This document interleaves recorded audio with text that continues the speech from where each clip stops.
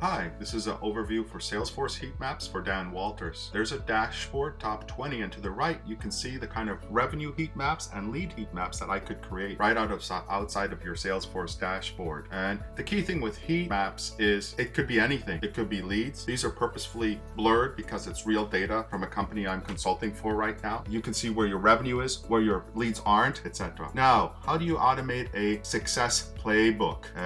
It's all focused on the teams. So here, for instance, we've got a WWT teams internal, which you assign to a partner. Then you have a playbook, 20 things that do the success thing, and you link them automatically into tasks.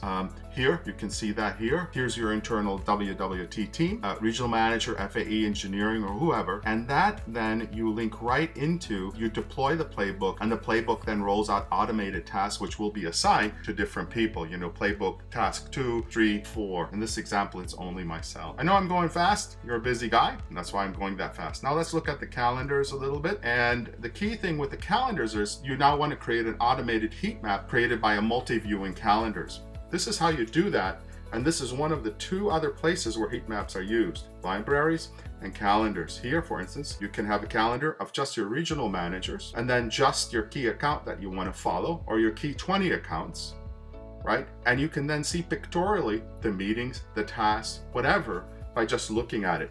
It's another form of heat map, just like the one I showed you on the dashboards. And with that, I want to say thank you very much. I look forward to answering any questions, and this calendar you can distribute to your team. In this case, in this org, it's only me, but this is very effective for command and control. Have a great day. Thank you very much.